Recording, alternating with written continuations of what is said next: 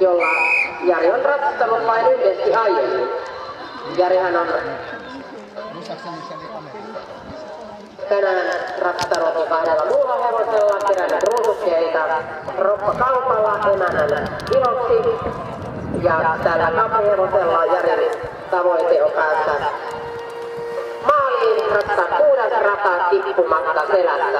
Ja ykkösesteelle lähtee Jari Tuumainen ja nollalla ykkösen yli. Ja rauhallista reittiä etsitään kakkoselle. Ja suoristus ja yli.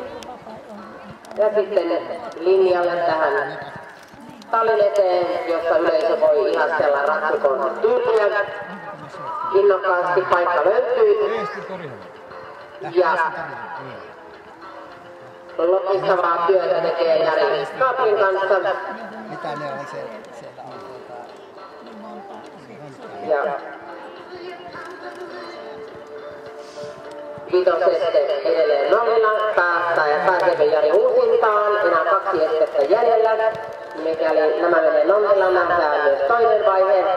Lisää superäijä menoa. Nollaa vetää, jatkaa toiseen vaiheeseen ja jatkaa. Ja sieltä vähän jallustimet meinaa tarkailla ja vähän vauhti kiihtyy, mutta ei hätää, ei äijää. Paata palella ja ilman jallustintakin tämä sujuu. Kukas näitä akkoja jallustimia tarvitsee? Ja suurin jännysmomentti on nyt, että miten käy loppuradan.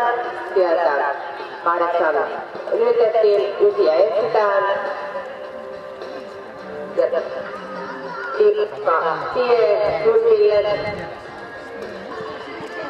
Ja edelleen ilman jalustinta.